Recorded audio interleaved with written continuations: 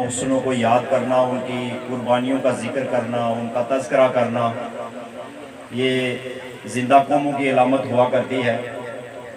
اور یہی تذکرے، یہی تقریبات جو ہیں یہ آگے چل کر اس وطن کی آزادی کی جدوجہد کے لیے راستے جو ہے وہ تراشیں گی۔ شیخ صابر صاحب کی خدمات کے حوالے سے آپ نے بڑی تفصیل سے یاسر صاحب کی، سردار رؤوف صاحب کی گفتگو سنی۔ رؤوف صاحب ان کے ساتھ رہے، ان کے ہم اثر رہے اور جدوجہد میں یہ شریک رہے۔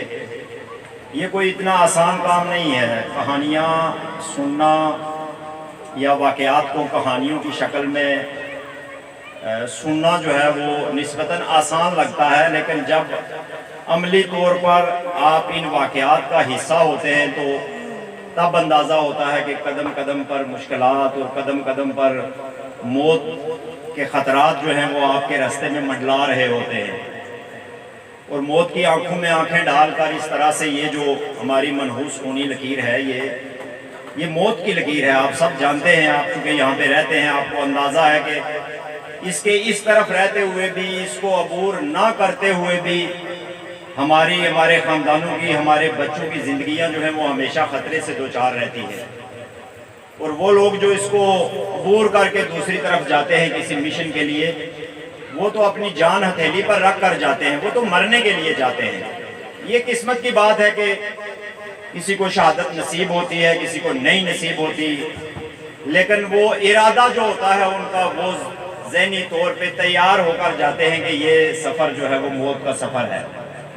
اور یہ وہ اپنے لیے نہیں کرتے ہیں، یہ ان بچوں کے لیے وہ کر رہے ہیں، یہ ان گھروں کی حفاظت کے لیے وہ کر رہے ہیں، ان سڑکوں کی حفاظت کے لیے، ان جنگلوں کی حفاظت کے لیے کر رہے ہیں جن پر دشمن کی نظر ہے، جو دشمن کی گولہ باری کی زد میں ہے، یہ ان کے لیے یہ کر رہے ہیں۔ اور یہ سلسلہ جو ہے وہ ہمیشہ سے چلتا آیا ہے، ہمیشہ سے چلتا رہے گا۔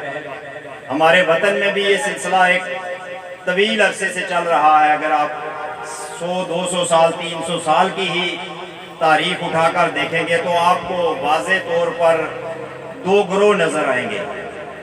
ایک گروہ وہ ہے جو ظالموں اور غاصبوں کو اور جابروں کو دعوت دیتا ہے، ان کو بلاتا ہے اپنے گھر پر قبضے کے لیے، ان کی لوٹ مار کے لیے کمیشن ایجنٹ بن جاتا ہے، اپنا تھوڑے بہت حصے کے لیے، تھوڑے بہت چھوٹے چھوٹے مفادات کے لیے جو ہے وہ نسلوں کے مفادات، پورے وطن کے مفادات جو ہے وہ قربان کر دیتے ہیں۔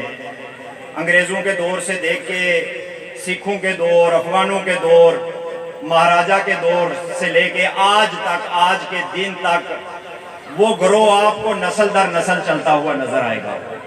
وہ انگریزوں کے بھی وفادار تھے، ان سے بھی جاگیریں لیتے تھے، ان سے بھی مراعات لیتے تھے، عہدے لیتے تھے، نمبرداریاں لیتے تھے، سرداریاں لیتے تھے۔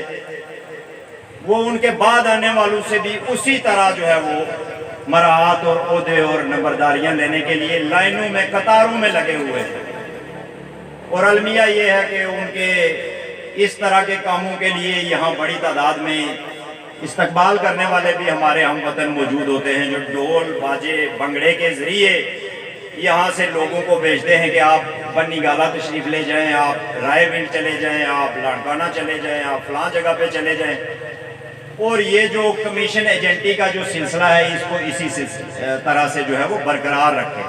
اور ایک دوسرا گروہ ہے شیخ صابر صاحب کی شکل میں، رؤوف صاحب کی شکل میں، یا اور بے شمار ہمارے جوان، ہمارے بچے، ہمارے بزرگ، ہمارے اکابر ہیں۔ آج عبدالخالق انصاری صاحب کی بھی برسی ہے، آج ان کی 8ویں برسی ہے۔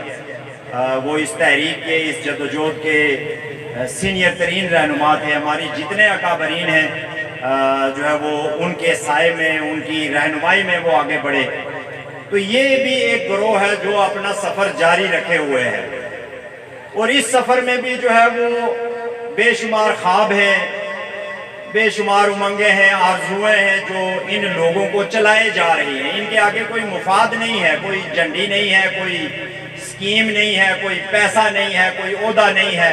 ان کے آگے خواب ہیں، اور وہ خواب جو ہیں وہ آنے والی نسلوں کی بہتری کے ہیں۔ اور یہ وہ خواب ہیں جو تاریخ انسانی کے شریف لوگ دیکھتے آئے ہیں۔ پیغمبر، انقلابی، قوموں کے لیڈر، سٹیٹس مین، وہ یہ خواب دیکھتے آئے ہیں۔ یہ خواب جو ہے وہ ہر ایرے گہرے کے کمزور دل آدمیوں کے مفادات کی رسیوں کے ساتھ بندھے ہوئے آدمی جو ہیں وہ یہ خواب نہیں دیکھ سکتے ہیں۔ شیخ صابر صاحب کو آج ہم خراج عقیدت پیش کرتے ہوئے اس عزم کو دہراتے ہیں، ان کے اہل خانہ کے ساتھ بھی، ان کے دوست احباب کے ساتھ بھی، کہ یہ خواب جو ہے ان کی تعبیر کے اصول کے لیے اس جدوجہد کو ہر حال میں جاری رکھا جائے۔